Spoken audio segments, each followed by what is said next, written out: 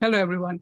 Thank you for joining us from different parts of the globe to day 4 of the European Research Day 2022 Australia and New Zealand, a flagship event of Euraxess Australia and New Zealand, organized in collaboration with the Delegation of the European Union to Australia and the Delegation of European Union to New Zealand.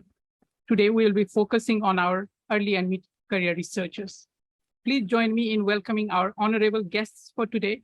We have with us Mr. Kevin O'Connell, who is the Deputy Head of the Delegation of the European Union to New Zealand. We also have with us Dr. Rafaela De Michelis, who is the Chair at the EMCR Forum Australia. Similarly, we have Dr. Ritori Chakraborty, who is the Co-Chair of the ECR Forum New Zealand. We also have with us Dr. Mohammad Asikur Rahman, who is the President of the Erasmus Mundus Association. We are also joined by Dr. Jenny Elmaco, who is the Chair of Marie Curie Association Southeast Asia Chapter. And last but not the least, we have Dr. Daphne Solera, who is the Desk Assessment Senior Manager at Taylor and Francis Group. Thank you all for your availability. We are very eager to hear from all of you. And my name is Nishant Sandila. I'm the Regional Coordinator for Euraxess Australia and New Zealand. For those who have joined our event for the first time, Euraxess is an initiative of the European Commission that addresses barriers to the mobility of researchers and seeks to enhance scientific collaboration between Europe and rest of the world. We provide free information about European research, career opportunities, international collaboration, and networking possibilities. Since all of you are watching this on your laptop or phone, I'll encourage you to type Euraxess Australia and New Zealand on Twitter, LinkedIn, Facebook, or YouTube, and follow us there. You can as well tweet about this event with the handle #ERD2022. Now, moving on to today's session, just to give you the running order, we will begin with a panel discussion on early and mid-career researchers and international research collaboration. This will be followed by a special workshop in collaboration with Taylor and Francis on how to be an efficient peer reviewer. I'd encourage all of you to please use the Q&A function in the Zoom interface to ask any questions that you might have while our speakers and panelists are speaking. We'll come back to take your questions at the end of each interventions. Now, without further ado, please allow me to pass the platform to our moderator for the first session, the first panel, Mr. Kevin O'Connell, Deputy Head of Delegation at the Delegation of European Union to New Zealand. Over to you, Kevin. Thank you, Nishant. Kia ora koutou katoa. Welcome to all of you.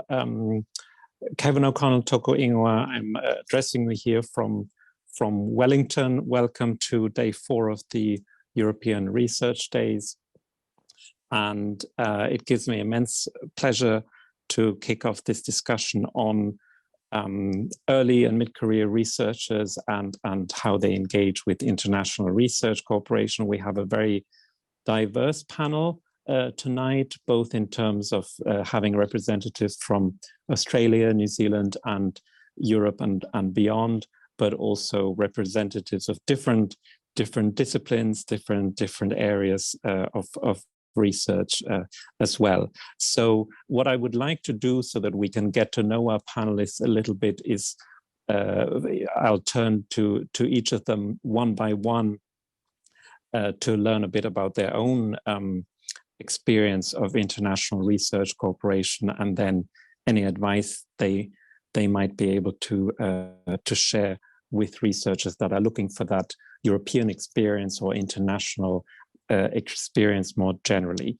So our first panelist is Dr. Jenny Elmaco, the chair of the Marie Curie Alumni Association. Jenny, you are also the Vice President Asia Pacific for the Global Women Inventors and Innovators Network and a board member of the Association of Young Environmental Journalists. So you're involved in many different areas of the research world, and you have yourself studied and researched in different European countries as well as part of your studies. So if you don't mind, to kick us off, could you tell us a little bit about what international research cooperation has meant for you personally in your career, and what would your advice be to others that are looking for this type of experience?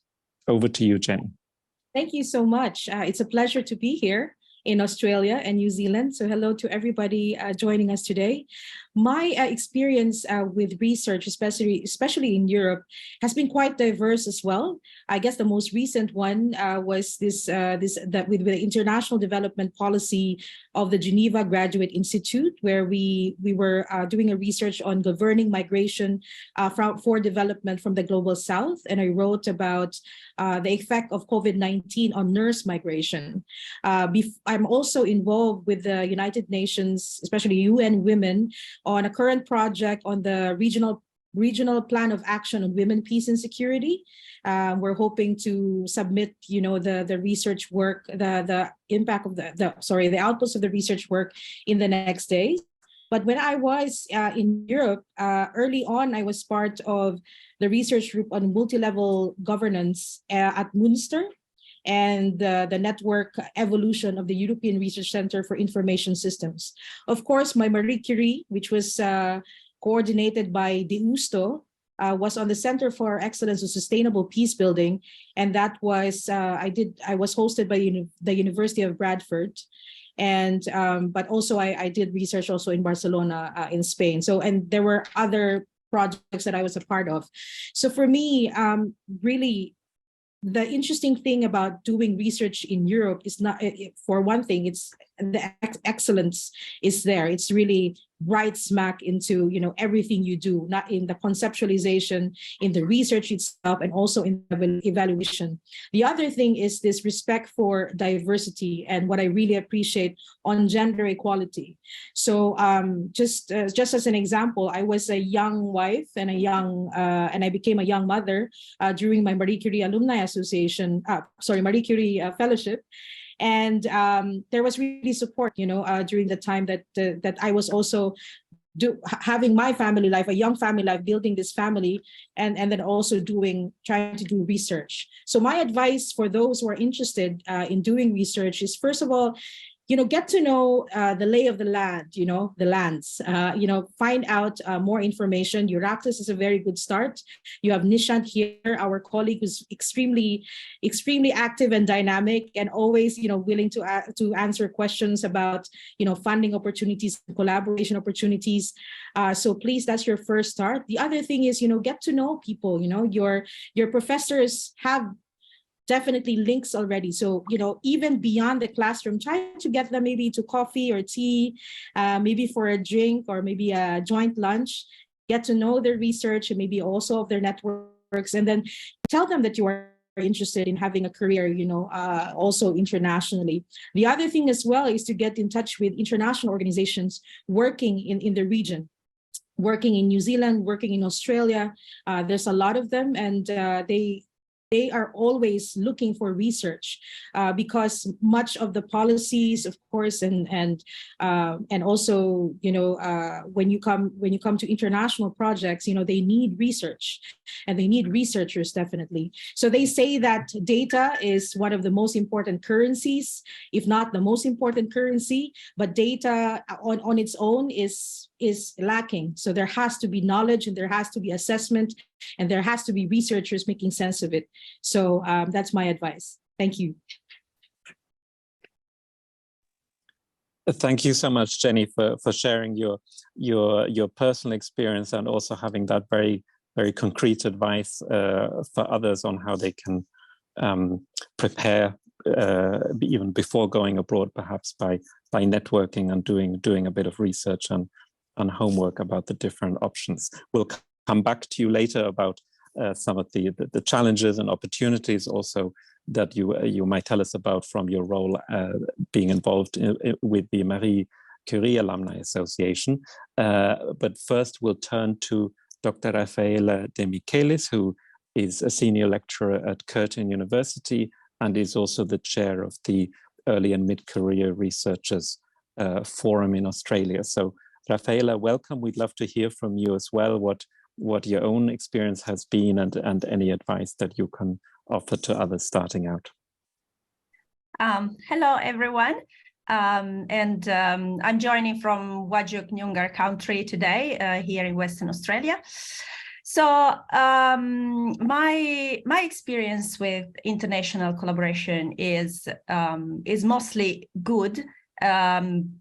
but I have to reckon I've been advantaged by the fact that I did a master and a PhD in a group in Europe with a lot of connections all over Europe, and connections lead you to more connections. So I took advantage of my supervisors' networks to build my own network and expand it. And then I moved to Australia and managed to maintain many of those contacts.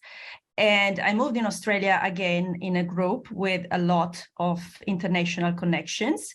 And again, I use this as an opportunity to build my network and strengthening it. And one of the things that have powered up this is to attend conferences and making sure you talk to people and come home with a few contacts, and possibly follow up with the people you meet. And it's a lot, it's work, because it means investing a lot in human relationships.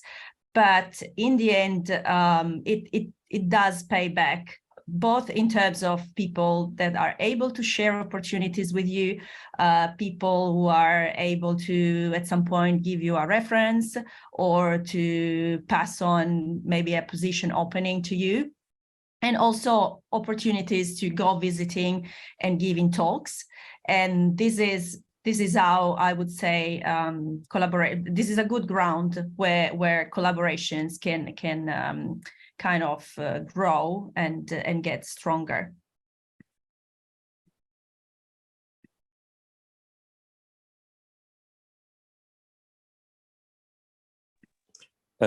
Thank you, Raffaele. We've already got some questions coming in, but we'll tackle those later on once everybody has had a chance to introduce themselves and give us their take. But thank you, Raffaele, for sharing your experience. And like Jenny, you have pointed to the importance of networking and tapping into perhaps the network of your network.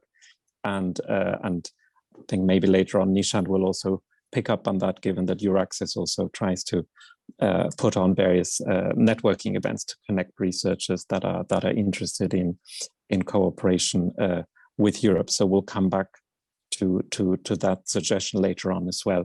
Let me now turn to Dr. Ritori Chakraborty. Kia ora to the South Island. You're a lecturer of human geography at the University of Canterbury in Christchurch, and you are also here to represent as co-chair the Early Career Researcher Forum in New Zealand. So welcome, and please give us your take on the opportunities for international research cooperation as an early and mid-career research, and any tips you might have for others that are starting out. Yeah, thank you, Kevin, and thank you all for inviting me for this. And so I feel like I have a slightly different take from the past two speakers. I haven't had any experience personally of living or working in Europe. However, I've had a lot of experience working internationally in research. So I worked across the Himalayan region on a variety of projects funded by North American agencies, but also by European agencies. And here, actually at the Royal Society Early Career Forum, where I'm the co-chair, a lot of the work or a lot of the questions that we pursue, a lot of our projects are actually understanding how we can create more equitable and just relationships between a variety of stakeholders, right? So, for example, I've had a few experiences. So I kind of do research on environmental and social justice, and I work with the IPCC and specifically with climate justice. And, you know, some of the experiences where I've had where people do want to engage with European scholars or European institutions, I feel like there is a lack of understanding that the power has to be shared right within the group. There can be this sense when you are a young scholar from the Global South or from even a place like Australia or New Zealand, that somehow what you have to offer or your point of view or what you are bringing to the table is actually less than what, let's say, a European organization or European researcher is bringing, right? And that is a problematic fact of a lot of the research collaboration which goes on. And part of what we do is also ensure that when we have these multi-party collaborations for doing research, there is a very definite, a very sort of transparent understanding of what is actually going to be shared and who will then be regulating that, and how and what would happen if there is some kind of a dissonance within the group, right? Because often as young scholars, there is a sense of insecurity that when I see some wrongdoing, I can't speak up about it. So I think part of our job, or what we also do, is we encourage young people, ECRs, that want to do work with, let's say, more financially as well as politically powerful agencies, that you have a right to ask for what you want out of this project as well, right?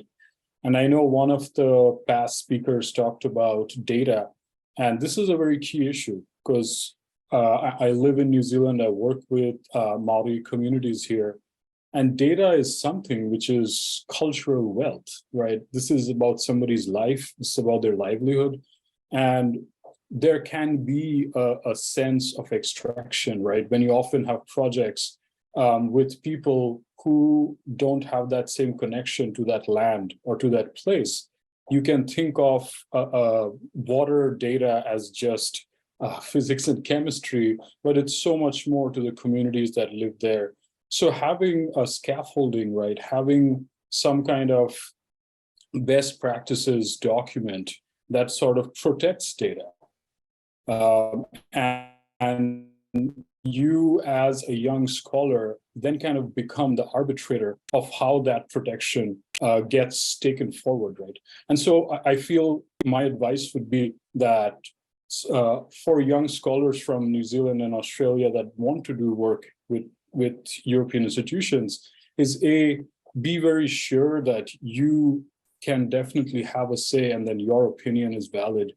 The second thing is that when you do engage, always keep in mind that the ethics of doing research far supersedes any other kind of gain you're going to get out of it, right?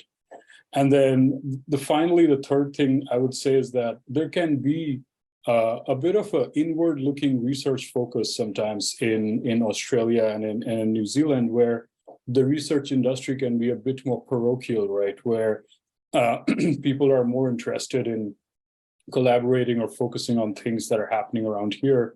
But I feel more and more these two countries need to kind of open up and look beyond their borders when they're thinking about where and how they want to engage within the research, science, and innovation industry. So those would be my comments. And thank you again for this opportunity.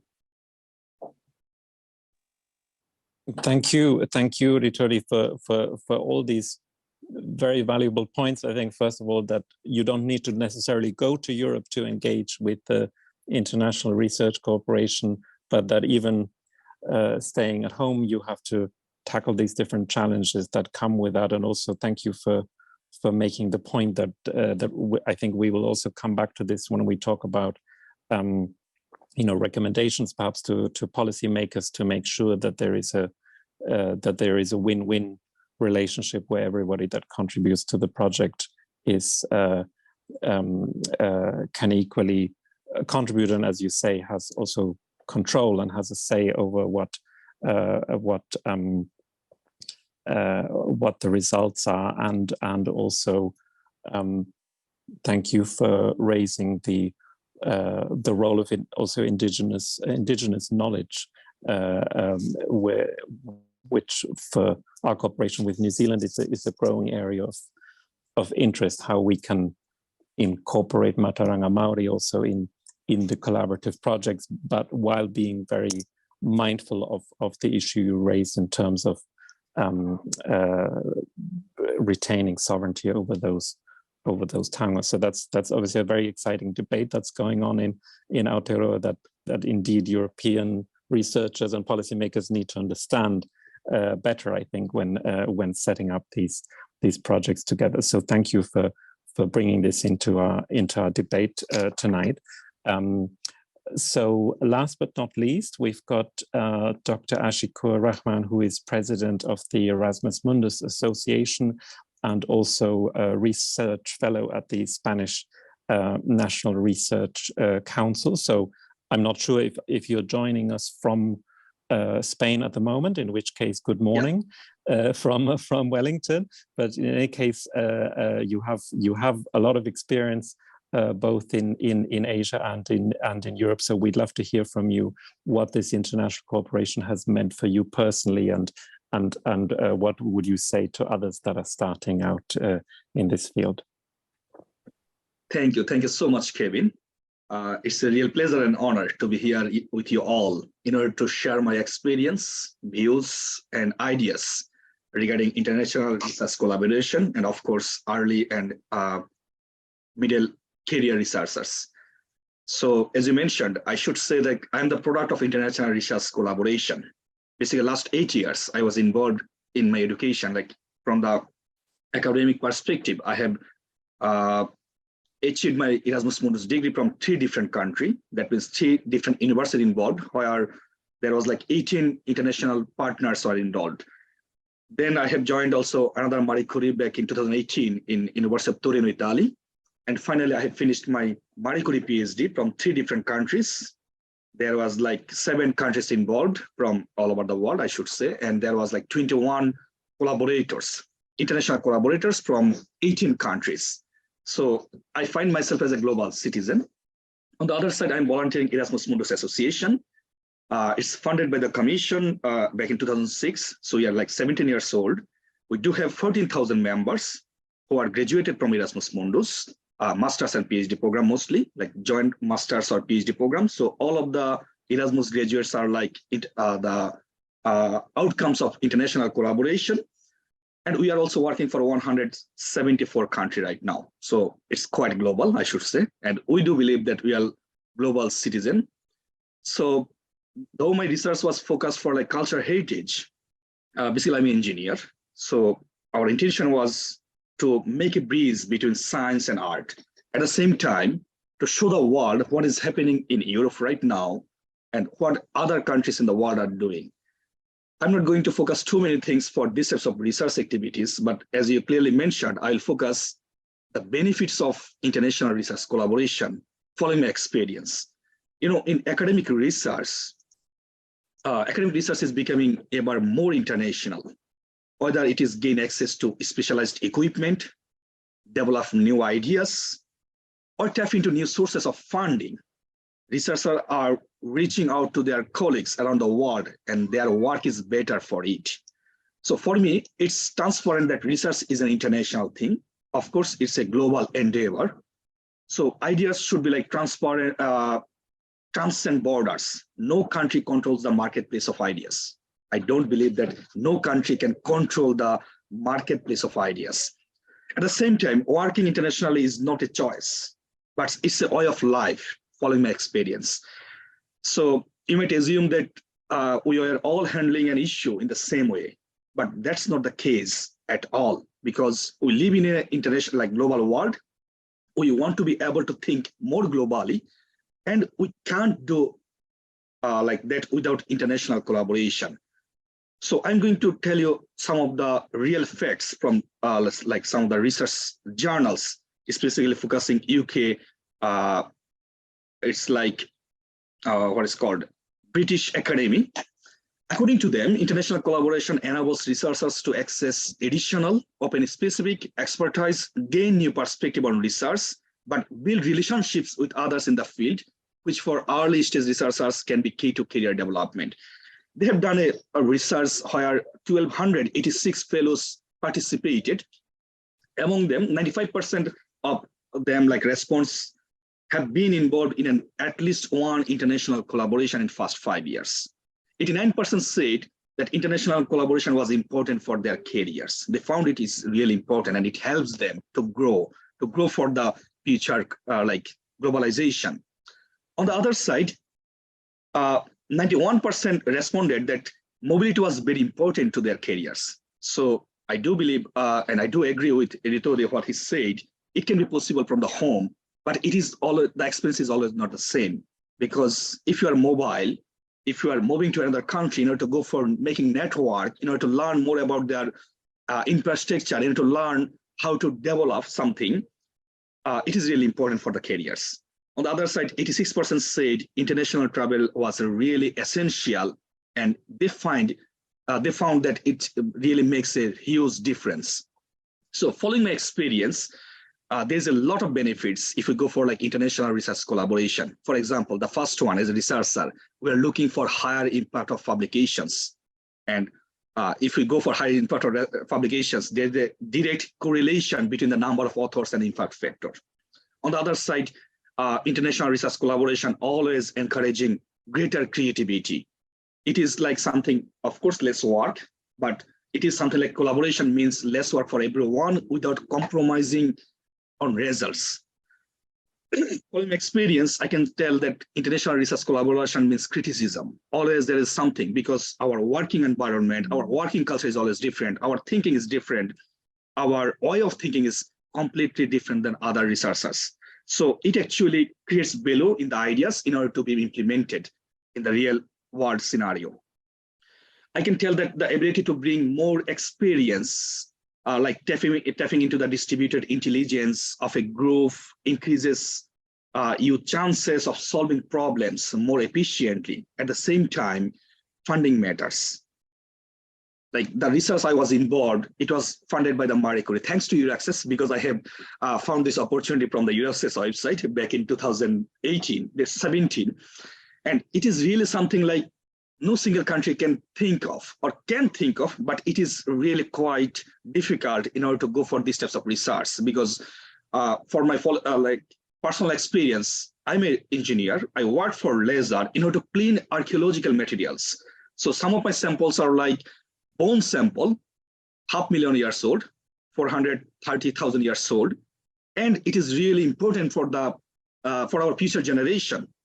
But according to the museum, Human Evolution Museum in Spain, they want to save it for like 1,000 more years. So there is a lot of different types of bureaucracy and policy involved. And if it is just one country, of course, I don't believe that it will be that much easy. But as there is a lot of different countries involved, finally we got permission to work on these types of samples.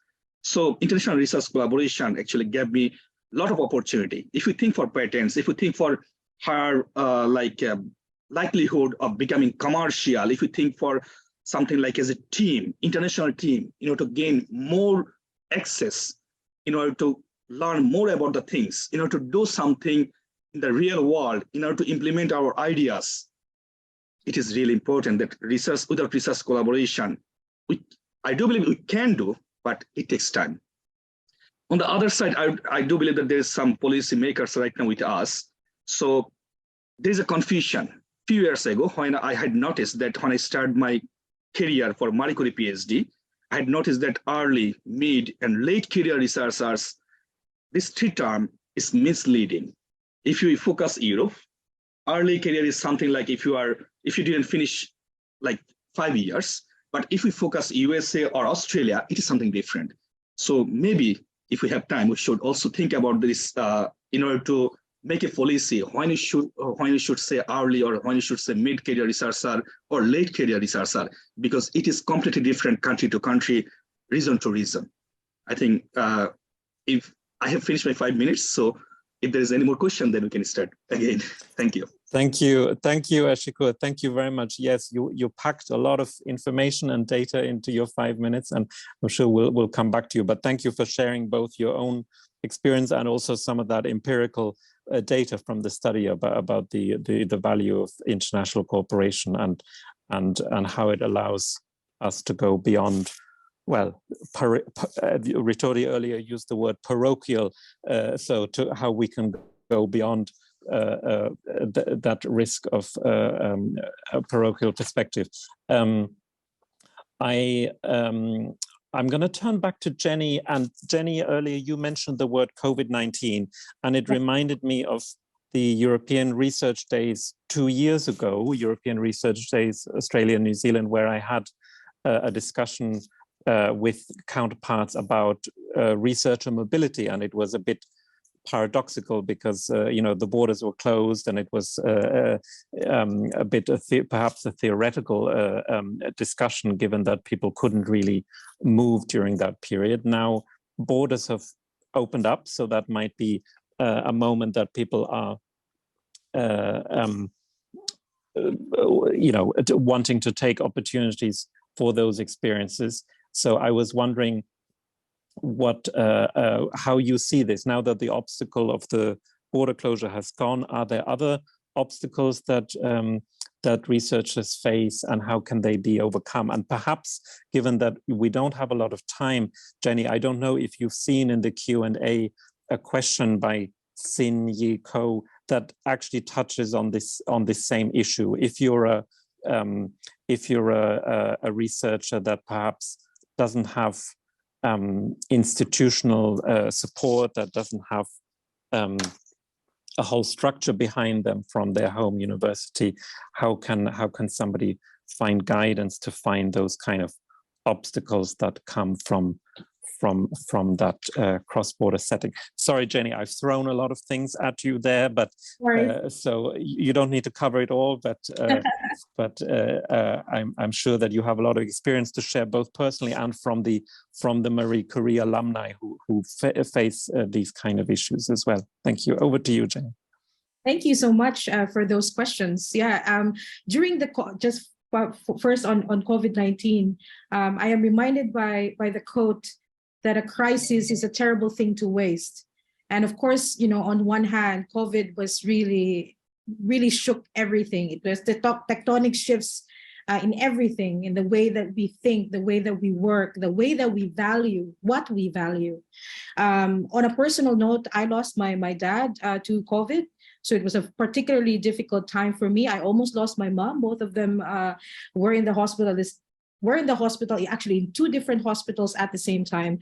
Unfortunately, my dad succumbed to it. And it was during that time that I was also handling a lot of things and doing research. So, but I think as well that COVID allowed us to do a big rethink, which we should have done maybe it was a little bit delayed on our end. Maybe we were, busy with other things. But COVID forced us to think about what matters, also about the indicators of success, of the kind of research that we should focus on, what the problems really are in the community, how we should work together to reach these problems. So I think in that way, COVID allowed us to imagineer more. I love that word, imagineer more.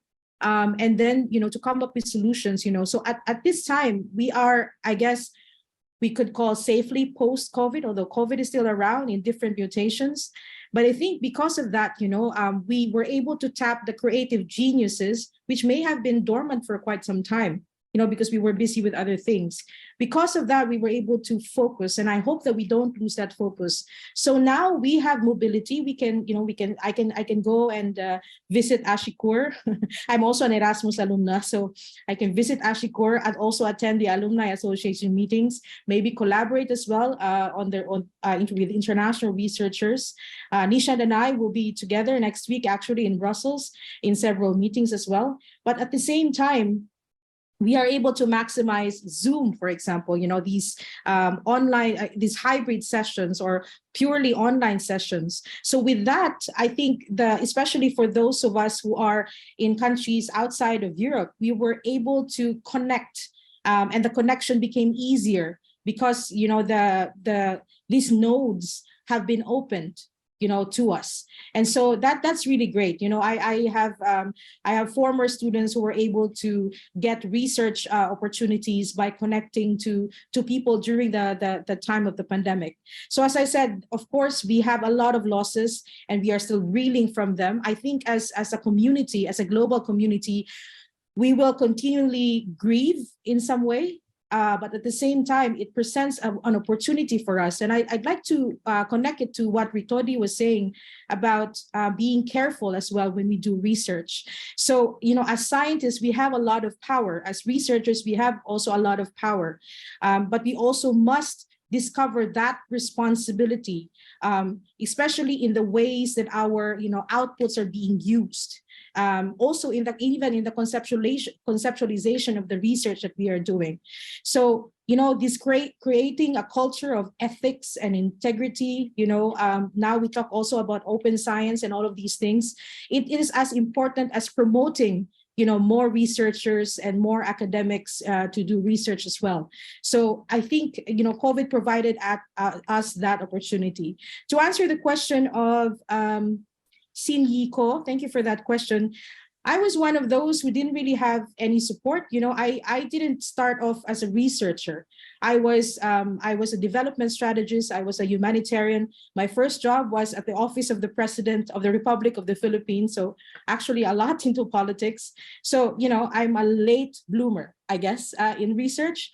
But I realized that a lot of what I did was in research. So to answer your question, there are a lot of people that around you who may not be researchers, but are connected to research groups, like policy, for example. Policymakers always collaborate with universities that are connected to research groups. So try to find someone there who can open this conversation with you. At the same time, as I think it was Rafaela who said, these conferences and everything, and I have to say, Euraxess is really a key here.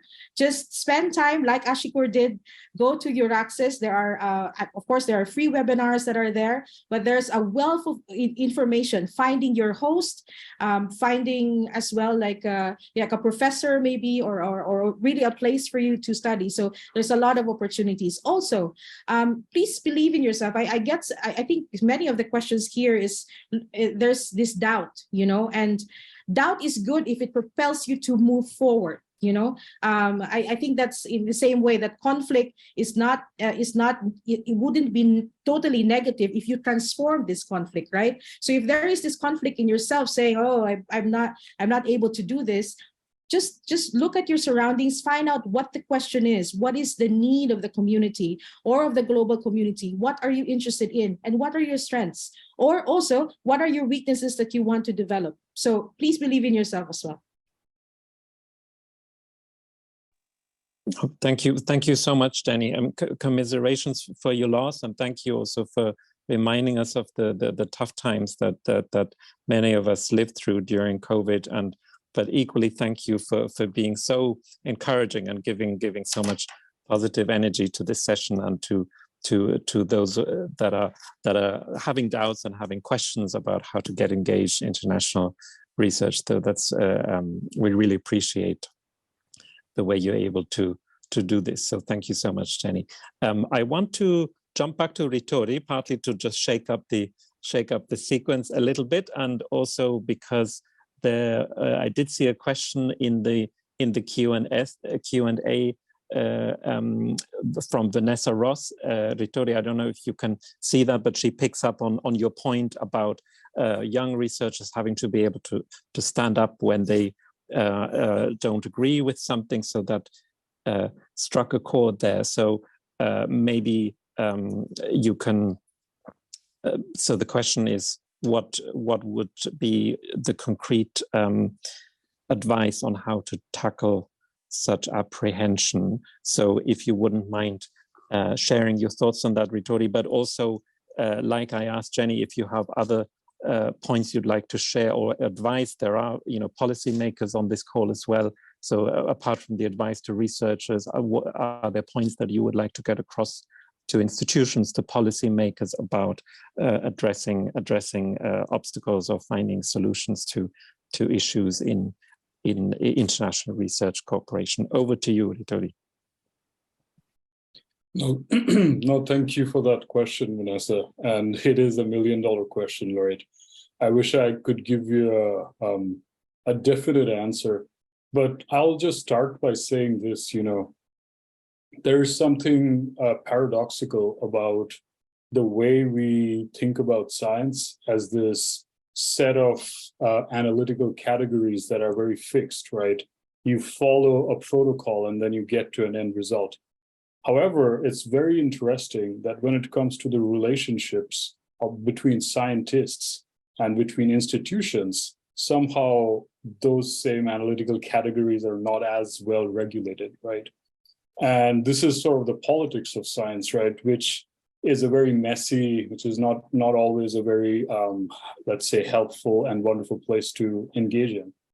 And so part of what I always, and people that I work with on the ECR forum, we push for is having accountability and regulatory potential within groups like this, right? So, for example, if you want to have a collaborative project, I think it becomes really, really important to have a best practices document up front.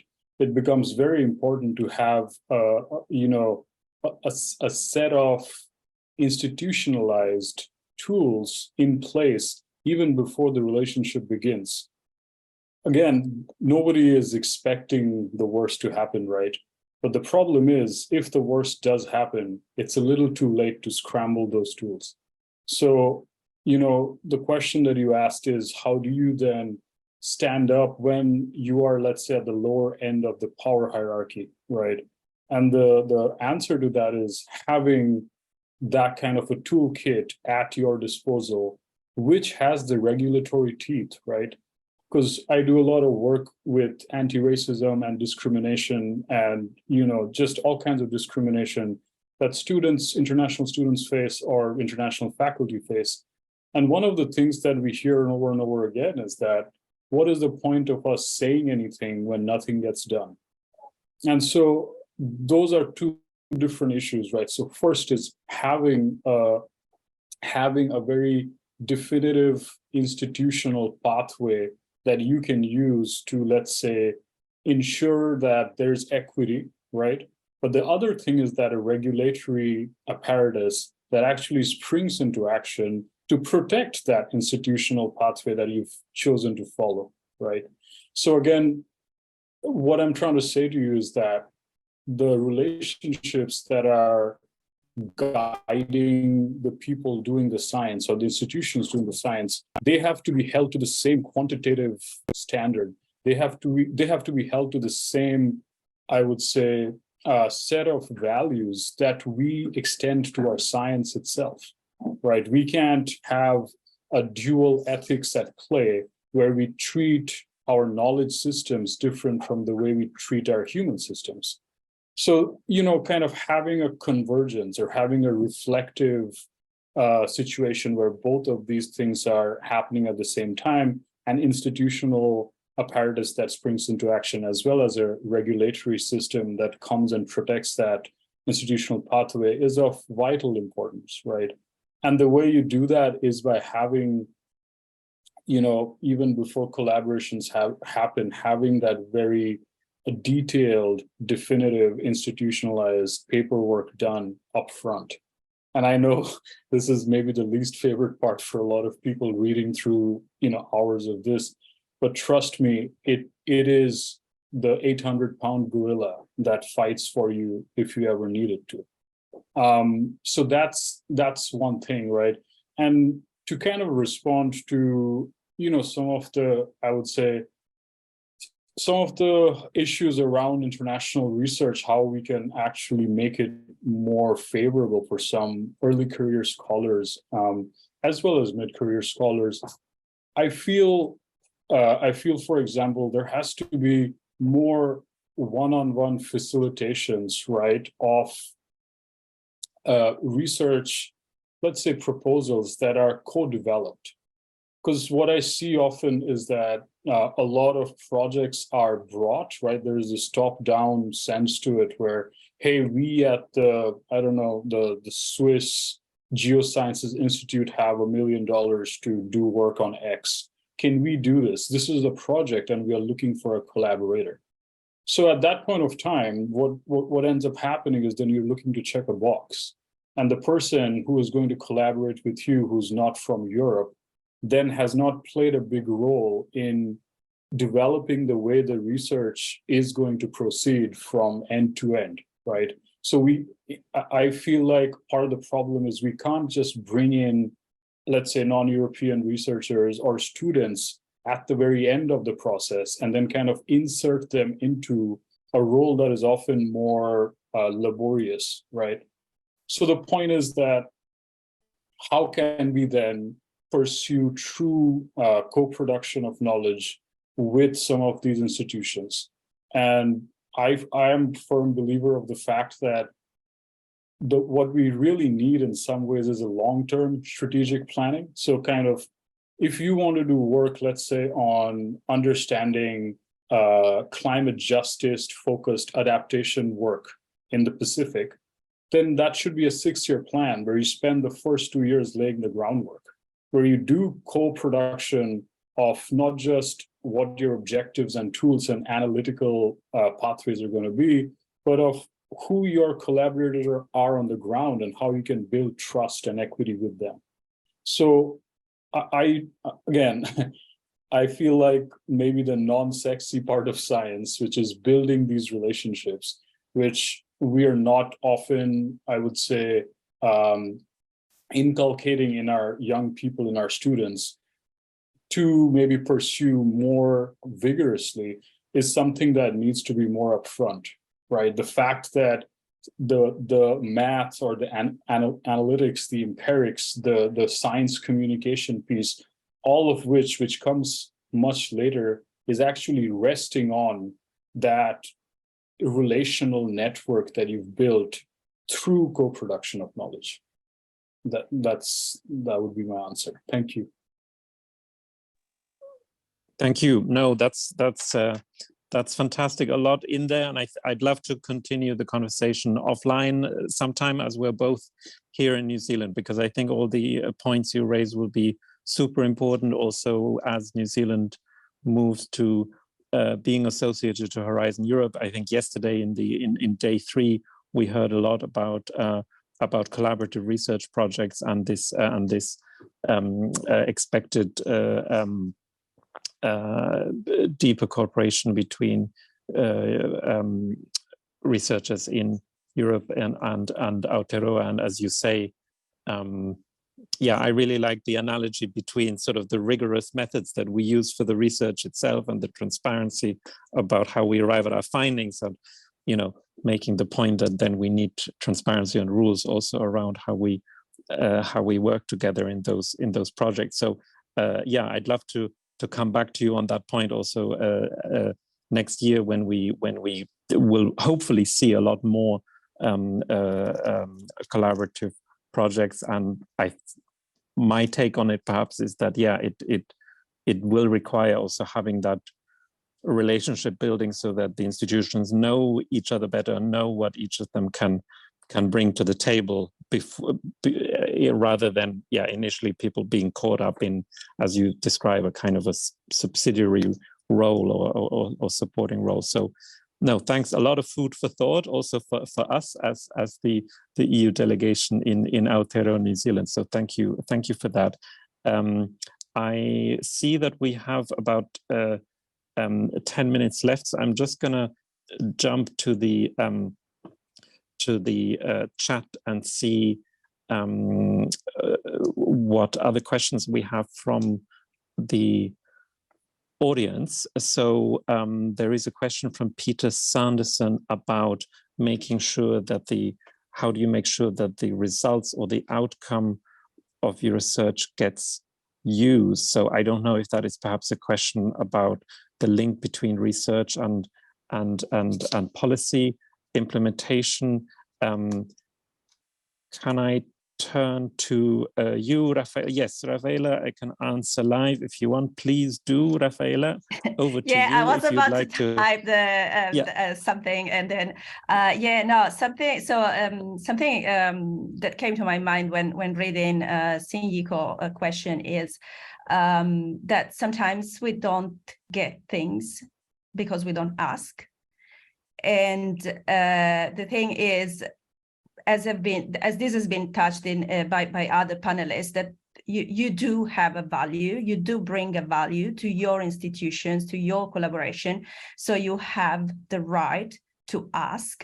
And from personal experience, if you ask to the person immediately on top of you and the answer is no, go higher, because if you have a good reason for asking and you know what value you're bringing, then go up until you get a yes, and you may not get a yes every time, but as you build the confidence in asking, you will also learn how to ask and what to ask and who to go to ask to, and so eventually you will get some support, maybe not all the support you need, but something to get you started. And so it's a lot of work on self-confidence, and just take the courage to go out and ask to people this kind of support. So yeah, that's what I wanted to ask to add to what Jenny has already said about this.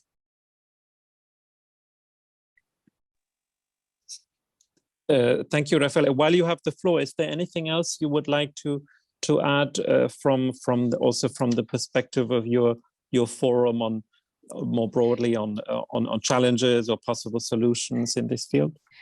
Yeah, so I wanted, so this has been touched already with the COVID challenge, that it has been a challenge in the sense that we were not able to travel, but this doesn't mean that we haven't been less connected. In fact, this has been an opportunity to bring our communication skills to the next level, and we have developed all sorts of interfaces and ways to interact with people that we don't actually need to travel anymore. Even for conferences, there are quite interactive way of organizing conferences, and I actually made a lot of contacts through attending conferences online that I wouldn't have made through attending in person, for example. And similarly with collaborations, we now have the means that not having access to travel funds, for example, is no longer a limitation, because we have a lot of digital tools and collaborative tools that make travel like unnecessary in most of the cases. And another challenge that I'd like to touch on that in regards to early and mid-career researchers and collaboration, the big risk that is there is the risk of the unknown. When you establish a collaboration, you don't actually know where it is going. Like, you don't know whether it's worth to invest time and effort into something that may not result into an outcome. And you are in a position where you can't afford losing time. And sometimes people at early and mid-career stage are on short contracts, so you may actually not actually have time to lose time, and you don't have funds for travel or for support, or you have to ask to 1 million people to get the support you need.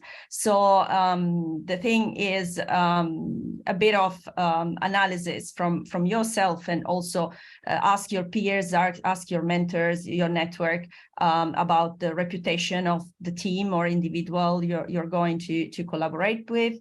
Try to understand what's their working style, whether they're flexible, open-minded.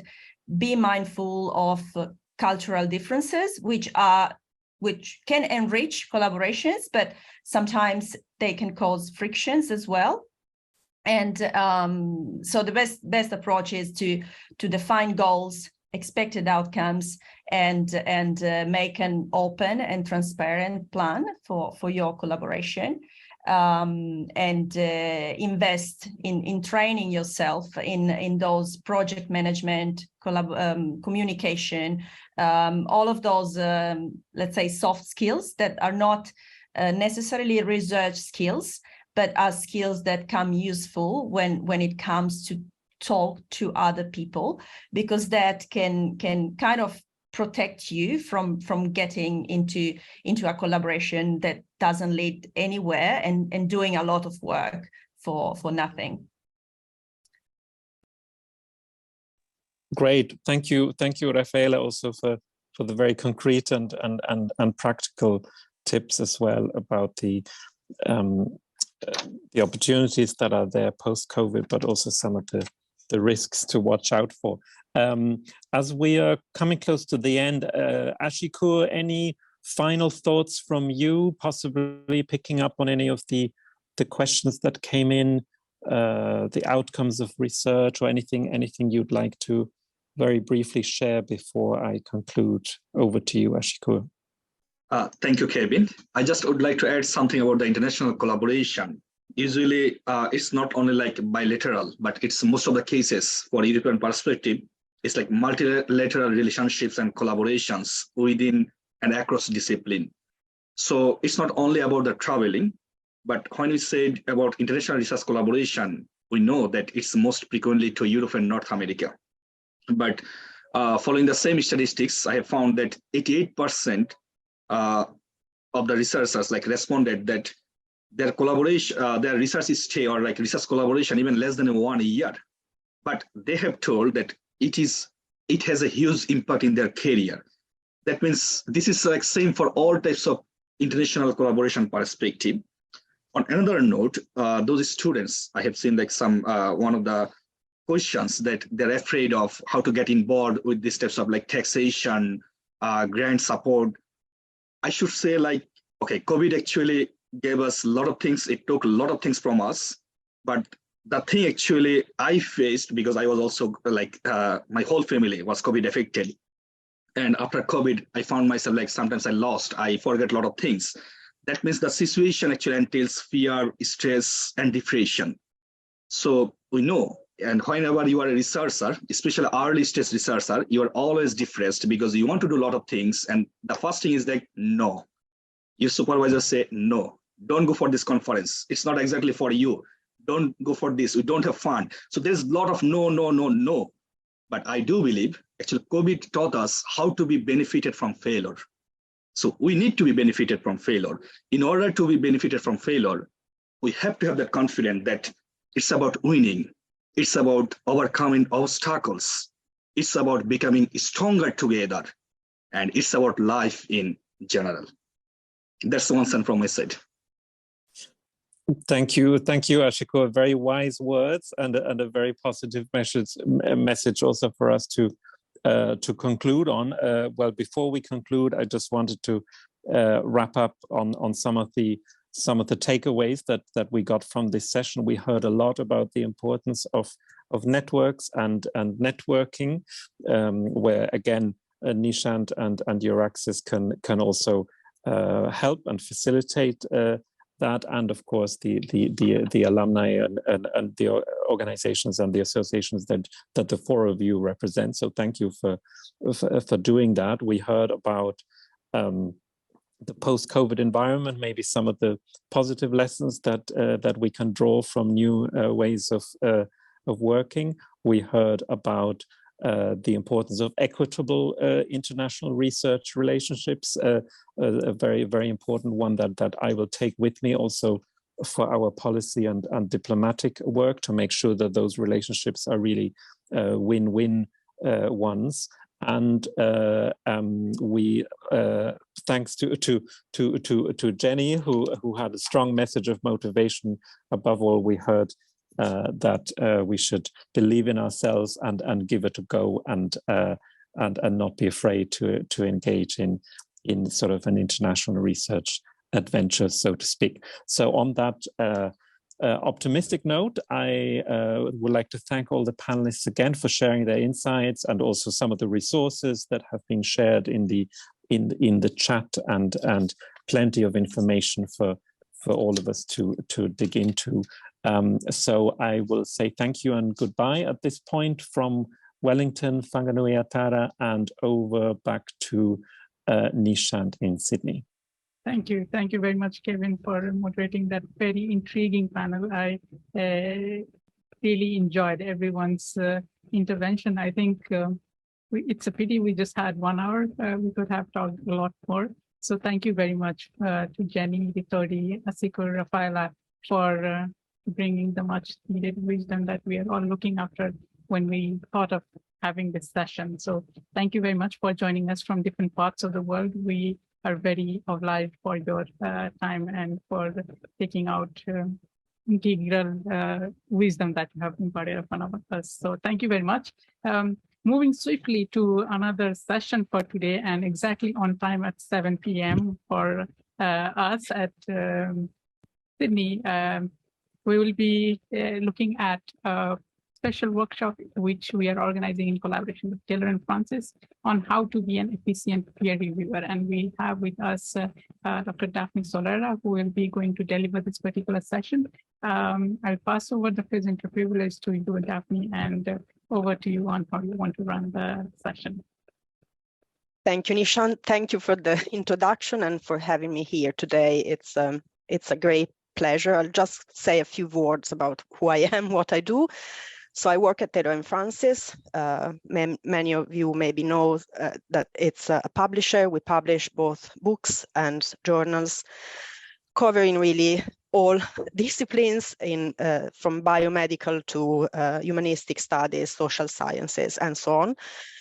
My team is involved with journals, more specifically, mainly biomedical journals. We deal mostly with assessment of new submissions to the journals, but my team is part of the wider global peer review department. And so collectively, we really support peer review for the manuscript submitted to those journals. So this webinar today has been organized in collaboration with our research, development, and outreach colleagues, and is aimed at supporting researchers in their peer reviewer roles. And so I'll be sharing my screen, and just for the sake of saving connectivity, I think I'll disconnect my video while I share my slides, if that's okay. So, well, welcome everyone to this webinar on how to be an effective peer reviewer. So before we start with the presentation itself, I just have a couple of housekeeping points. So first of all, we'll have a few polls during the presentation, so you will be given the chance to give your answers to a few questions. Nishan hopefully will assist me with this. When I say that a poll is in progress, you should be able to just click on your preferred answer. If you have any difficulty in doing so, if if you can't answer, that's fine. So participation is of course not essential, but if you can, then we would really like to hear your opinion in this way. And we'll have questions at the end. As we've done for the previous session, please feel free to write in your questions in the interface as we go, or you can ask at the end. And finally, after this meeting, you should receive an email which will contain the slides. So there will be links on the slides that might be useful for you later on. And in the email, there will also be the link to a survey, which will include an opportunity to become a peer reviewer for some of our journals at Taylor and Francis, and therefore kind of use the skills that we will cover today during this webinar. So with the housekeeping out of the way, I think we can start our session. Right, so during the webinar, we'll be going through the steps that are involved in the peer review process from mainly the perspective of the peer reviewer. So from the beginning, from things to think about even before you even receive an invitation to review, through to completing your review and what happens after you've submitted it to the journal. So starting at the very beginning, let's start by reminding ourselves of what is involved in the peer review process. So this is a summary of the main elements of a peer review process. Different journals will have slightly different approaches, but the key aspects will remain the same. It all starts when an author submits their article to a journal for assessment. There will be some initial checks to make sure that the article fulfills the basic requirements for that journal. And if those checks are okay, then the editor will make an initial assessment on whether the article is suitable for peer review. If the editor has concerns or feels that the article is not suitable for the journal, maybe it's not in scope, for example, then they would reject at this point. But if they feel that the article can proceed, then it will be sent to reviewers. And usually there are at least 2 reviewers who give comments on an article, and these reviewers are selected to be independent experts. Once the reviewers have made their assessment, then the article goes back to the editor with their comments, and the editor makes the decision on whether the authors need to revise their article, whether it should be rejected or whether it can be accepted because it's suitable for publication. I should say that very few articles are suitable for publication immediately, and in most cases there needs to be at least 1 round of revisions in response to the reviewers' comments. And focusing in on the peer review stage specifically, as a reviewer, it's important to know what type of peer review the journal uses. So the most traditional type of peer review, which you are likely to come across, is single blind or single anonymous peer review. I think the second definition is what is most favored now. And in this model, the reviewers know who the authors are, but the authors do not know the identity of the reviewers.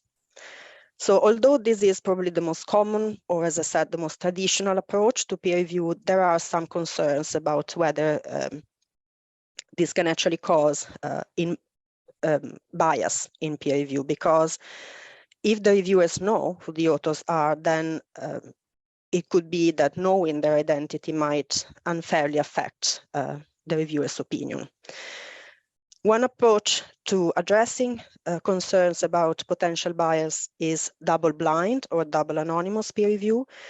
And here the authors don't know the identity of the reviewers, but also the reviewers, also don't know the identity of the authors. And the argument here is, if the reviewers don't know the identity of the authors, then they will assess the article on the basis of the research alone, because they don't know who the authors are.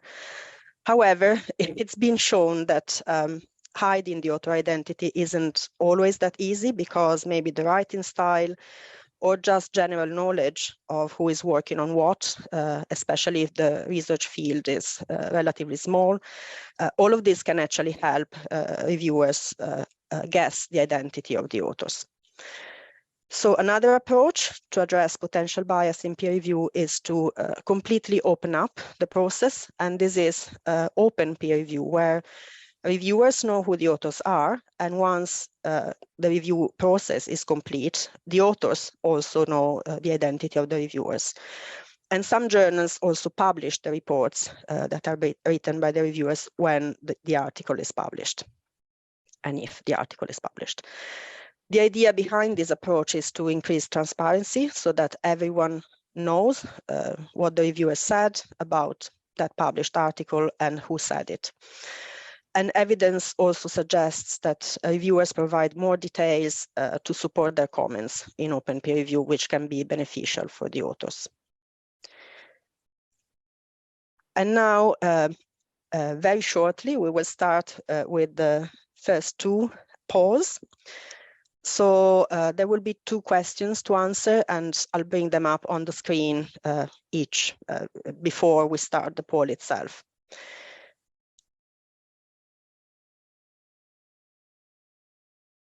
So the first question is, thinking about yourself as an author, which peer review model would you prefer, double anonymous, open peer review, or single anonymous?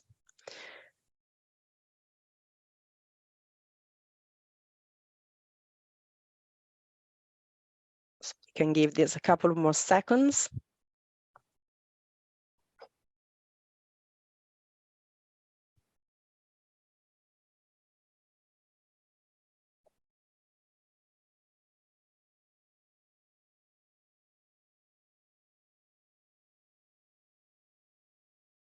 Okay, so maybe it's okay. It's on screen for everyone, I guess, now.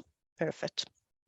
So it looks like that for participants on the call today, the problem of bias seems to be quite important, because there's quite a big preference for double anonymous and open peer review, which try to address this problem. So thank you for sharing that. I think we can go on to the next question, which is exactly the same, but this time is about so thinking what peer review model would you prefer, thinking of yourself as a reviewer this time, so not an author, a reviewer. So again, we can leave this open.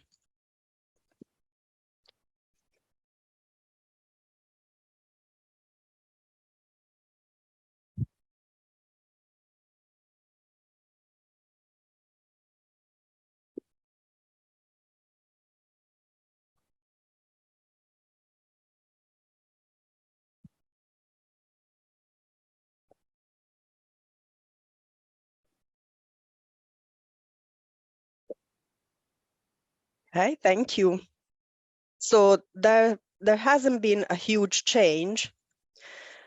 And of course, I don't know if people have voted the same or how differently people have voted for the first or the second question, but there seems to have been a slight shift from preference for open peer review to single anonymous peer review when thinking as a peer reviewer. So it seems that in this role, maybe some more people are a little bit concerned or reluctant to share their identity with the authors, which I think is interesting. And it's interesting to see how opinions in this case can vary depending on how, on the role that we take in this process. So thank you for participating, and we can move on now. Oh, sorry, I don't think, okay, we didn't share the results, did we? So they should be on the screen now for those who haven't. We did share it. Okay. Already. Thank you. Sorry, I'm not too versed in Zoom. We usually use other platforms. Okay, so, okay, moving on. So we have covered what peer review is, and then the next question then is to address is why we do peer review. Well, hopefully you're already convinced that peer review is an important process. The detailed assessment of articles is essential to ensure that what is published is of sufficient quality and can be trusted. And at its best, peer review really should be more like a conversation between the reviewers, the editor, and the authors, where the research can be discussed, improved, and finally effectively communicated to the wider research community. So we mentioned the editor of the journal several times now, but who do we mean and who might be involved in this process? Well, different journals will have different editorial structures. On some journals, there might be a single editor-in-chief who handles all aspects of the journal, including inviting reviewers. And other journals might have subject-level editors, section editors, or associate editors who directly oversee articles in their own subject area. Or there might be a guest editor overseeing some articles in a journal, for example, for a special issue. But whichever editor is inviting you as a reviewer, they will likely be looking for potential reviewers by searching the published literature, because, well, they might have some other tools at their disposal. They might use the journal database, or they might have artificial intelligence tools to help them. But at the end of the day, if they are not already familiar with your expertise, then they will have to judge your expertise from what you have published as an author, and possibly any additional information that they can find online. So for example, on your institutional website, or if you have an online profile. So if you're interested in receiving invitations to review, then it's a really good idea to keep your online profile up to date with your expertise and any subject keywords that describe your interests. And when the editor invites someone as a reviewer, then they will have some expectations around what the reviewer will bring to the peer review process. And the authors and the readers will also have expectations of the reviewers. The editor will hope that the reviewer can provide a report which will give them the information that they need to make a decision on the article. The authors will look for constructive and helpful feedback to improve their research, and readers will need, they will need to trust peer review to ensure that what is published is trusted, clear, and understandable. And that really, I think, is the primary goal of being involved in peer review, to provide an assessment that can help ensure that well-done research is communicated clearly to those who will need the information. But now, considering all these expectations that are placed on reviewers, you might be left wondering, well, why should I be a peer reviewer then, or what benefits do I get from being a peer reviewer? Well, surveys among researchers have indicated that the majority get involved in peer review because they feel that this is part of their role as an academic, and also due to their interest in the article that they are sent to assess. There are also some potential benefits in terms of the connections which can be made with peers in their fields. And many researchers also find that reviewing others' work improves their own writing. And finally, if you're interested in getting involved as an editor, it's also the case that when journals are recruiting new members to the editorial boards, then they will look immediately at those who have been frequent reviewers for them. But in addition to these indirect benefits, many journals will also provide some recognition to those who are involved in peer review for them. Of course, the details will vary depending on the journal, so it is important for you to look at either the journal website or the invitation email for any specific information. In general, evidence has indicated that direct financial rewards for peer review is not really valued by researchers, but journals may instead offer access to journal content or recognition, such as publish thank you lists with a list of those who have reviewed for the journal in the last year. And as well as offering these kinds of rewards, many journals also support reviewers in linking their review activity to their Publons or ORCID profiles. And this really enables researchers to share that they have completed a review for a particular journal without sharing the details of the article itself. And then they can gain recognition for their contribution as a reviewer. So we covered what peer review is, the expectations that are placed on a peer reviewer, and why you might want to get involved in this process. And now we'll jump into a bit more detail, starting with what to do when you receive an invitation to review. So a review invitation will usually be an email from the journal, and you should really look closely at that email because it should contain all the information that you'll require.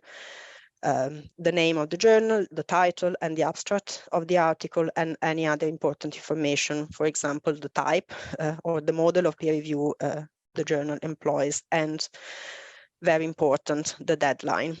So before you agree to review, you should look at all this information and then consider whether you can review the article within the time frame that is expected. In particular, from the title, abstract, and any other information that the editor has provided, do you think that you have the expertise required to assess it? Although, do bear in mind that for some research, such as interdisciplinary research, then the editor may have to invite several different reviewers with different expertise to assess the various aspects of that article or a particular technique. So do consider whether there is a method or a technique which the editor may want your views on. And it's also very important to consider whether you may have any conflict of interest regarding that article. So any connection with the article, the authors, the subject area, or funding which might affect your assessment and mean that you cannot be that you cannot provide a fair and unbiased report. And if you cannot review for any reason, then it is okay to say no. Of course, the editor will be hoping that you accept the invitation, but they would prefer a quick decline rather than a report which does not help them to make a decision or which is very delayed. And when you respond to the invitation, if you are not accepting it, then you may have the option to choose either decline or unavailable, or indicate this in some other way. So decline will tell the editor that you would not have agreed to review that article at any time. Maybe your expertise is not right, or you have a conflict of interest. And in this case, you might be able to add some more details, such as updating the keywords in the journal system, or give a reason for declining, which will then enable the editor to match your expertise better next time. Alternatively, if you say unavailable, then that means that you would have reviewed that article, but you're just not available to do it now. So this can also be very helpful for the editor, because they will know that they can consider you for similar articles in the future. But also, if they're really struggling to find reviewers for that article, then they might get back to you with an extended deadline. So when you receive an invitation to review, consider whether there is anything which could bias your review and whether you could review in time. It's also important to remember that the review process is confidential, and that applies from the moment that you receive the invitation. So you should not share the details of the article with anyone without discussing it with the journal first. And if you want more detailed guidance on important considerations around ethics, specifically when being a peer reviewer, then I would really recommend the COPE ethical guidelines for peer reviewers, which are a fantastic resource, and the link to those is from this slide here. So assuming that you have now received the invitation to review and you have accepted it, so then what next? What is important to look for when assessing an article? During the assessment of an article, there will be 4 areas, 4 things which you will broadly be looking for as a peer reviewer. First and most importantly, the validity of the study, whether the research has been soundly conducted and whether the conclusions are appropriate for the results obtained. Second, you'll be looking at the quality of the presentation. Even though as a reviewer, it's not really your responsibility to copy edit the paper, you should still be looking at whether the presentation is clear enough and enables the research to be understood. Third, you'll be looking at the contribution of that research to the knowledge in the field. Does it add to the knowledge of the research community? And finally, some journals, but not all, may also wish you to comment on the novelty or the impact of the research and whether this is a unique contribution.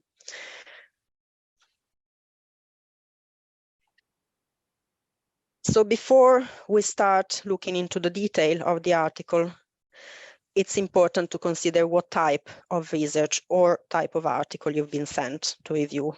The most likely type of article will be research articles, but whether the research is empirical or theoretical will affect how you should consider the article. If you're looking at empirical research, then there will be data collection and data analysis, and then the methods used for that will be a key aspect of your assessment.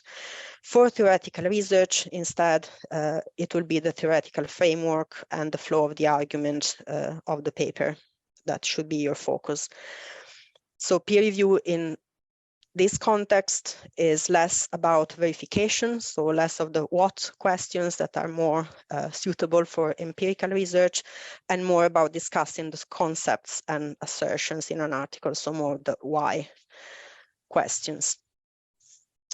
And although the majority of the articles you receive might be research articles, you might also be sent other types of articles to review, and it's important to check what that is before you start. If you're not sure what the requirements are for a particular type of article, then a great resource is the journal's instructions for authors, because these will detail the different types of article that the journal considers and any specific points that you might need to consider in your review.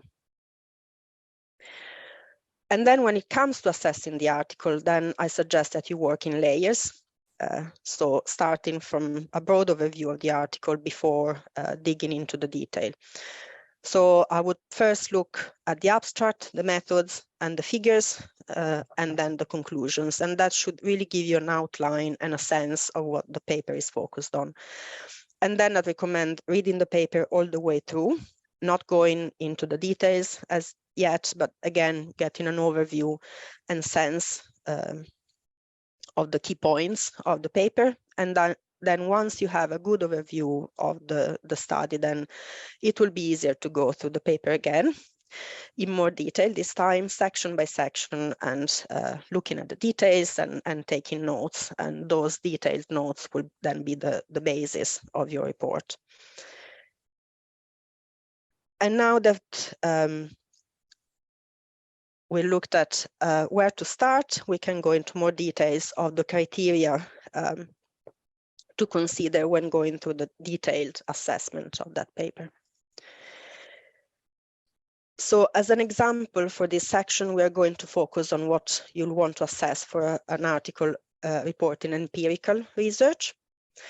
When you receive the slides, you will be able to use the link in the left right bottom corner of the slide here, which will give you access to a peer review checklist, which contains some detailed questions which you can ask yourself for each section of a research paper. As you look through the paper in detail, then you can consider what is required from each section, what you should be able to understand from reading that section. Overall, for the four main sections of the paper, introduction, methods, results, and discussion, you're expecting to be able to see why the study was relevant, what the authors did, what they found, and then a balanced discussion, which is based on the results obtained. Unfortunately, we don't have time to go through all the sections in detail, so I'm going to focus on the methods only today and what you might want to look for in there, but hopefully your learning today and the checklist should also help you assess other sections of the articles as well. So going into a bit more detail of what you might be looking for in the methods in particular, you will want to be clear what the authors did, that the methods were suitable for the research question, and that the study design would not have introduced any bias. So on the right-hand side of this slide, we have the questions from the checklist relating to the methods, which should help you to bring out the key points relating to the sample and the approaches used. One important point when assessing the methods is to consider this independently of the results and not look at the results at all at this point, because the main focus is whether the methods were appropriate for the research question and not whether the results were positive or what you would have expected. And now over the next few slides, I'm going to share some examples.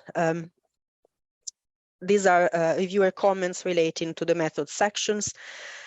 Some of these examples are mock-ups, so they're not exact comments from reviewers, but are based on the kinds of comments that we see.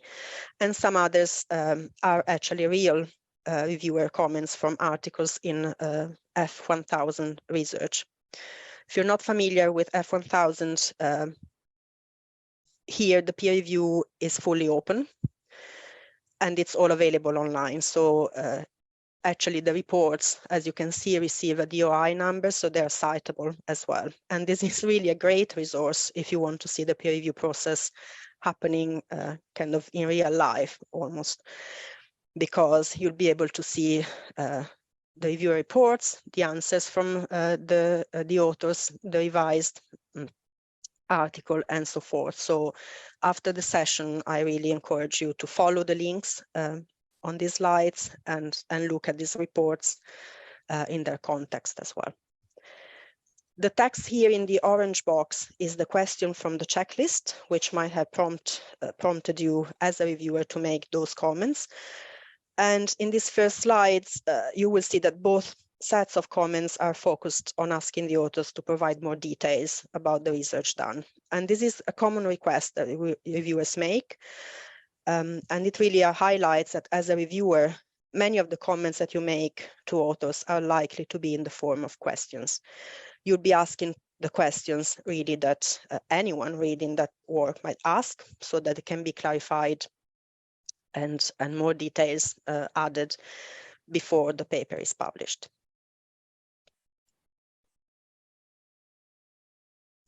In some cases, however, it may be that as a reviewer, you need to recommend some additional experiments to fill gaps in the methodology. And here I also give 2 examples. And I think the second example is particularly interesting, and it's a really good example of a well-balanced set of comments, because it does highlight some additional work which would improve the study, but also it acknowledges that the authors have already highlighted those as limitations in the study. And this leads us to another interesting question, which is when you think that it is suitable as a reviewer for you to ask the authors to do additional experiments. So there's another poll question coming up, and the 4 choices are the ones on the screen now. So the question is, do you think that it is okay to ask the authors to include additional experiments if you are curious about the outcome, even if you think that they are beyond the scope of the article? Would you ask the authors to add experiments if there was something missing that papers on the topic usually contain? Would you ask for more experiments if there are not enough samples or replicants to support the conclusions? Or would you ask for more experiments if it would improve the article, but where you're aware that there might be requirements for significant time or funding to complete that additional work? I don't know if it's possible to choose multiple answers here. If it is, and you think that more than one applies, please do feel free to select more than one. Single choice. Sorry, that means okay. Single choice. Your favorite then.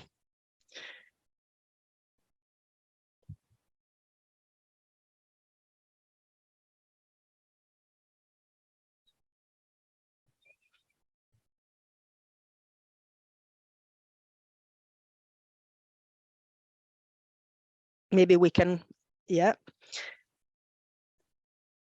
Okay, so you can see the results on screen. There's a marked preference for the not enough samples or additional application needed option, and then someone has chosen 2 others of the choices. Thank you. So yeah, actually,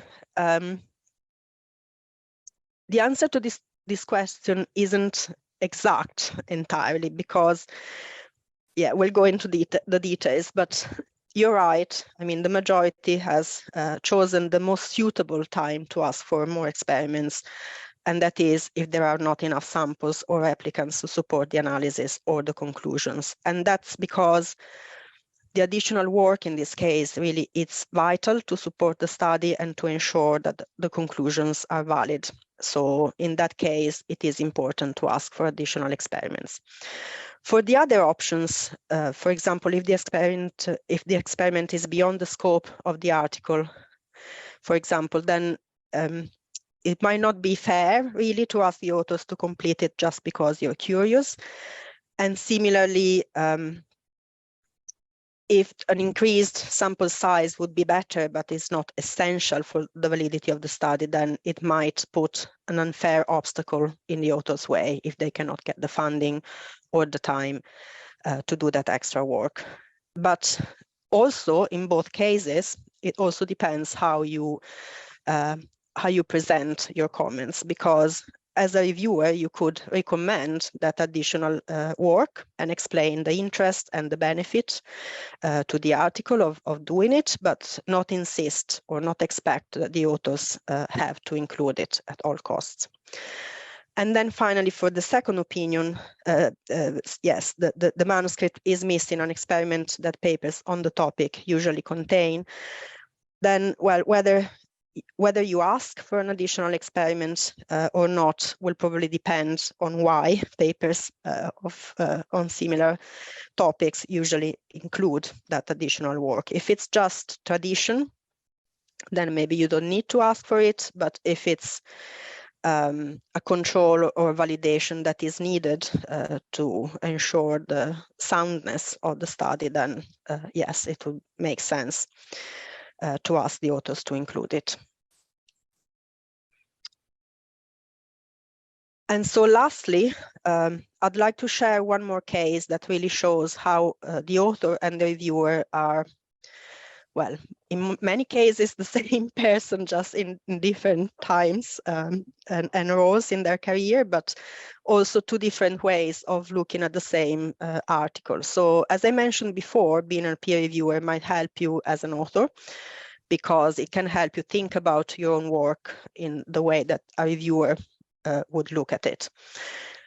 But conversely, when you assess someone else's work as a reviewer, you may also want to think about the author's perspective and ask yourself whether your comments and requests as a reviewer are reasonable. So in this example, this is a mock-up. It's a biomedical study looking at a rare disease and with 60 samples collected over a time period of 12 years. If this isn't an example from your area, then you might consider what might be a similar scenario within your research field, where accessing data or collecting samples could be really difficult. As a reviewer, if you look at this, you might think that the sample is actually quite small and that the statistical analysis or the technical approach are not appropriate, for example. As an author, however, you might think that actually you've already spent quite a long time to get to those 60 samples, and it would be reasonable really to increase the sample further. And maybe you don't even have the resources to do so. And you may also be aware that the methodology you used is not optimal, but also there are no better alternatives available. So as an author, before responding to reviewers, it's a good idea to consider the reasons behind the reviewer's comments. And that peer review checklist I mentioned could be helpful in this case as well, because, for example, when responding to the question on the sample size, the authors could give more details of their methodology and find a better way to define or defend their approach by focusing on the recruitment strategy and whether this introduced any bias, for example. And similarly, in response to the reviewer's concerns on the statistical methods, the authors could explain the limitations and make sure that their conclusions are not overstated. So as an author, maybe you could consider in advance what questions might arise from a reviewer and how to explain the approach you have taken in your work.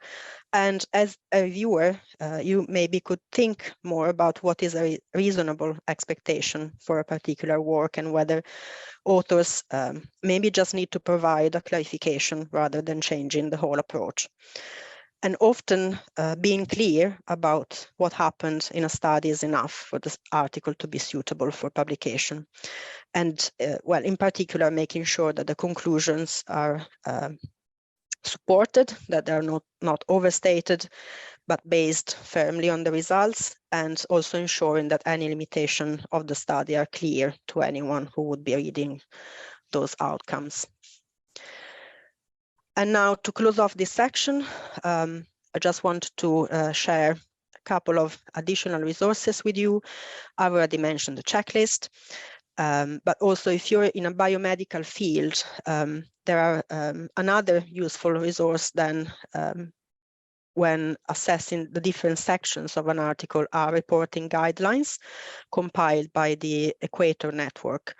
These are mainly aimed at authors who are writing studies using different study designs, and they kind of outline what needs to be reported for different types of study. But they can be effectively used as a checklist, really, for reviewers as well, especially when they are assessing those particular types of study. Okay, so now having looked at the different sections of the article, we can focus on a couple of general questions that can arise from peer reviewers. One that comes up frequently is to what extent reviewers should assess the language in an article. And when you receive an article to review, it is natural that you may notice errors in spelling or grammar, but as a reviewer, really correcting grammar is not and should not be your main focus, because as long as the research is understandable, then the editor needs your expertise on the details of the research and not copy editing, which can be done by the journal later if needed. Of course, if you do have concerns that the language in the article makes the research hard to understand, then you can let the editor know, and a language revision can be requested as part of your comments as a reviewer. Or if you're really having trouble reviewing because of the language, then you might wish to contact the editor immediately and recommend that some language revisions be completed before further review can take place. Another question which is frequently discussed is what is the role of peer review in detecting unethical behavior? So we've all seen cases, I'm sure, where published papers have been retracted due to concerns about data, overlap with previous work, or other issues. And of course, it is hoped that these issues will be identified in advance through the assessment process at the journal, but what is your role specifically as the peer reviewer? Well, overall, as a reviewer, you should not feel under any pressure to identify all issues relating to ethical concerns or misconduct, because the primary purpose of peer review is to assess the quality and validity of the research presented. And reviewers are really not expected to identify all potential ethical issues. But it is true, and it's also the case, that as the peer reviewer, you're probably looking at the article very closely, and it is quite possible that you will identify problems that others have missed. So it is important to know what to do in that case. So when we're talking about unethical behavior, there are two broad areas that are covered. One is research misconduct, which are all those issues relating to manipulation of data, plagiarism, or not following proper ethical practices while carrying out the research. And then there is publishing misconduct, which is where authors may submit the same article to multiple journals at the same time or attempt to conceal a conflict of interest. And some of this will not be possible for you to identify as a reviewer, but in some cases you may be able to identify, for example, a concern about the images or the data, or you might have been invited to review the exact same paper by two different journals at the same time. If you think that you've seen any of these issues, then the only thing as a reviewer that you should do is contact the journal with your concerns. As a reviewer, you should really not be investigating potential ethical concerns yourself. You should let the journal or the editor know using neutral language as much as possible so that you're not accusing the authors of anything. And you should then let the journal investigate. If your concern is very immediate, then you might just email the journal directly, or you might include some details in your confidential comments to the editor as part of your report.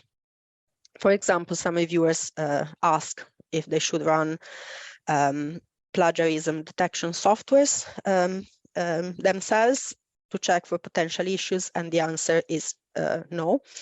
The journal will run those kinds of checks themselves as required, and the key responsibility for you as a reviewer is just to let the journal know if you notice anything and then let the journal investigate. So some final tips to conclude this section. When you're assessing an article, remember to be neutral and to consider the research which is there and not what you would have done instead. Make notes as you go and remember to comment on the good things about the article as well as the points that the authors may need to improve on. And remember to keep in touch with the journal or the editor if you have any concerns or questions. Okay, so now that you've assessed the article and got all your notes together, it's time to bring together the reviewer report. And usually you will need to complete your review in using a review form in the online peer review system for the journal. And even if you plan to write your report and then paste it in, it can be helpful to look at the form in advance so that you know exactly what questions, if any, the journal wants you to answer specifically. In fact, in some cases, review forms may have structured questions which you need to answer. And in other cases, there may be free text boxes for comments to the authors and comments to the editors, and then an opportunity to give an overall recommendation. So here I will primarily focus on how to structure a report where you have free text options for your comments, but it's important to look carefully at the requirements of the journal you're reviewing for. So first, let's consider the comments to the authors. If you've been given a free text box, then it's helpful really for both the editor and the author if you structure your comments. Some reviewers add headings, some follow a structure, but they don't explicitly include these headings, but may use bullet points or numbers. I would recommend that you start your comments with a brief summary of the research, because this helps to focus your review and also shows that you have understood the work which you've assessed. One approach is to then detail any comments you have as major and minor comments. Major comments would be any significant queries which you have about the article. These are the essential points that the authors need to address before the article can proceed, like problems with the study design or issues with the data or the analysis. Minor comments would be points which are not essential but would improve the work. For example, missing references, technical clarifications, or unclear labeling of figures and tables.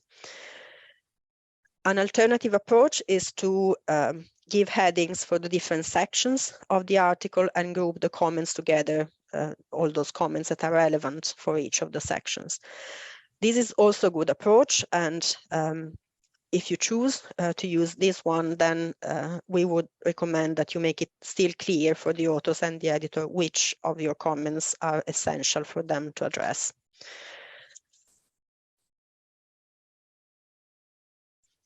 And we should also remember that the purpose of the comments to the author is both to help the authors to improve the article and to give the editor key information about the work so that they can make an informed decision. The comments in this box are addressed to the author, but the editor can see them in the system, so you don't need to repeat the comments to the authors in the comments to the editor box. And when you're writing those comments, consider that you're aiming to be constructive. So think about what will help the authors identify what they need to do.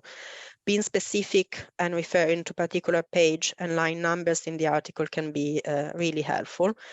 And also consider that the authors are likely to be writing a point-by-point response to your comments. So if you've numbered your comments, then that can be really helpful when communicating with the authors in that way. So here is a good example of a clearly structured report that uses the section headings approach. It starts and ends with summaries and is using bullet points for specific comments under each section. So and also gives page and line numbers to help guide the authors. And now moving on to the comments to the editor, these are confidential, so they will not be passed on to the authors, and therefore they are an opportunity for you as a reviewer to raise any issues that would not be appropriate to raise directly with the authors. For example, you could make a more general comment about the suitability of the article for the journal, or if you have any concerns regarding the ethical aspects of an article, then this is where you would raise those in your comments for the editor. You should bear in mind, as I said, that these comments will not be passed on to the authors, and also that the authors, as I said, the editor can see the comments to the authors. So you don't need to duplicate the details here, which you put in the comments for authors, but equally, you should not put something here which the authors need to address directly. This space is specifically just for issues which should only be raised with the editor. You don't need, therefore, to make any specific comments to the editor if you don't have anything to add to the comments to the authors that you've already shared. And indeed, in most systems, the comments to the editor box will be optional. So it's okay to leave it blank. One final thought for when you're completing your comments. Well, it's good to keep in mind that you should make sure that you review as you would want to be reviewed. The peer review process can feel very challenging from an author's perspective. You will also be receiving comments on your own work, and when you're reviewing, it would be good to consider what it would be like to receive that report as an author. Would it be helpful and encouraging and help you improve your work if you were the author? And if not, then maybe consider whether you can write and present your comments in a different way. So in addition to providing comments, many journals will also ask you to give an overall recommendation on whether or not the article should be published. And you can do this by selecting from a number of different recommendation terms. So in the next section, we'll look at what these recommendation terms are and how to use them. Again, it will depend on the journal exactly what they use as recommendation terms and whether these are seen by the author or just by the editor. Most recommendations follow 4 categories, however. So there's accept, minor revision, major revision, and reject. With some journals also having a reject and resubmit option or something similar. Read the options carefully, and the key thing here is to ensure that your recommendation reflects the types of concerns and comments that you have raised. And essentially, you're here indicating to the editor what you think that the next step should be for that article. For example, if there are only some clarifications required and you feel that the author can easily address them, then you can give a minor revision recommendation. If you have questions which are essential for the authors to address, then you may want to recommend major revisions. And whether you recommend minor or major revisions can also be an indication for the editor about the level of further assessment that is needed after the authors have made those changes. And it's also an indication of how confident you are that the article is or can be suitable for publication. Essentially, major revisions will indicate that you're not sure if the article will be suitable or not, and that the revisions need to be assessed very carefully before a final decision is made. And while sometimes can just be very difficult to choose between the different recommendations, in particular between major, revision, or reject. So generally, a key question you might ask yourself in this case is how long the revisions are likely to take and how reasonable it is that the authors would be able to complete those revisions. For example, if you think that the authors need to do one small additional experiment and it should be quick and easy to complete within, say, 1 or 2 months, then a major revision recommendation would be very reasonable. However, if you think that the additional experiment is quite time-consuming, which might take a very long time, or maybe you're not sure whether the author would be able to make those changes, then reject and resubmit, if available, could be a better recommendation. And finally, if there was a problem which meant that a major part of the article needs to be redone completely, or you don't think the authors can answer or solve that issue, for example, there is a flaw in the methodology, or the innovation and importance of the article is not what the authors are claiming, then maybe recommending rejection outright would be the most suitable. So we'll now look at a couple of examples.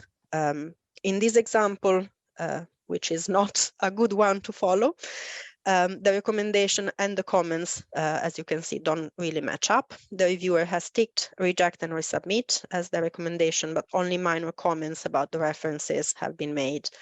And you can also see that the comments to the author have been repeated unnecessarily in the comments to the editor. In this other example, again, the recommendation doesn't match with the comments.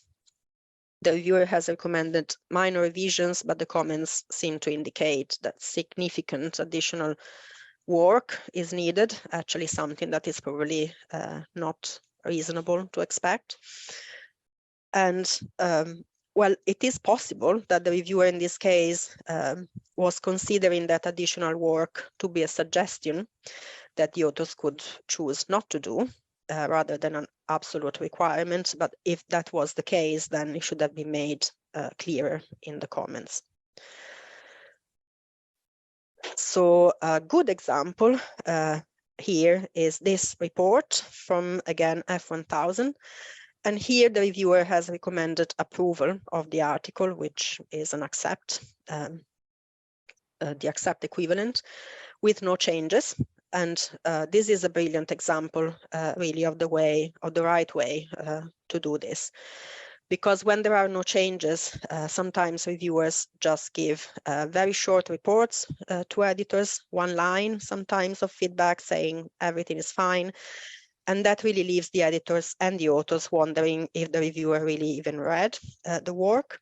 But here the reviewer has taken the time to give some comments on the positive aspects of that work, which is actually very encouraging for the author as well, but also shows that the reviewer has read and understood the article. So it's clear that the recommendation is based on a thorough assessment.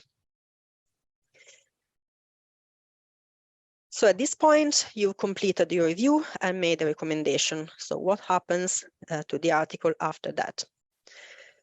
Well, we've mentioned earlier that all the review reports will then be sent to the editor and they will make their decision on the article. And really, it's important to remember that whatever your recommendation, it is the editor who will make that final decision on the next steps for the article. That outcome might be in agreement with your recommendation, or they might decide something different. The editor will be considering not just your report, but also the views and comments of all the reviewers, as well as their own assessment of the article and their knowledge of the journal, so that you shouldn't feel angry or disappointed if they decide something different to you. However, if you do have concerns that the editor might have missed something important, then you can always get in contact with them and ask for more information about their decision. And everything we've talked about so far has been focused on the first time that you see a particular article for review, but after the authors have responded to your comments and made the revisions, the editor may also ask you to review to see whether your concerns have been addressed, especially if those concerns were not just minor comments. At this stage of the process, the focus should be on assessing the author's response to the original concerns. So it's really best if you, as the original reviewer, are able to do it when it's needed. The editor doesn't want to find new reviewers at this stage. It would be really unfair to the authors because new reviewers are likely to raise new concerns. and really re-reviewing should be considered as part of your original commitment to review in the first place. So if you're asked to review an article, in addition to the revised version of the article, you should also be given access to the author's response to reviewers, which will often be in the format of a point-by-point response. So that means that each comment made by each reviewer should have an answer from the authors, and this should include what was changed in the article and where as well. So in addition to checking whether the authors have replied to your comments, it's also important to review at review to check that they have made the corresponding change in the article if required, because if they haven't, then readers of the article will probably have exactly the same questions that you had. And on this slide, again, we have an example of a comment and response from the authors for an article in, again, F1000 research, where the authors has provided an explanation, but probably made no changes in the article because they didn't feel it was required. And as a reviewer, you should remember that if the authors do not make a change that you ask for, then you should assess their explanation neutrally and don't take it personally, because they might have a good reason for doing something different to what you had recommended. And also at review, you should not raise any new concerns unless it's about something that is either very critical to the soundness of the article or something that you couldn't have seen in the first review because, for example, if the authors have added an experiment or an explanation during the revision. As an author, surely you wouldn't want to be stuck in a cycle of continually responding to changing reviewer comments. And as a reviewer, by agreeing to a review and focusing specifically on the changes made, you would then avoid putting the authors in that position. So we are coming to the end of the presentation now, close to our Q&A. So do start typing questions in the interface if you haven't done so already.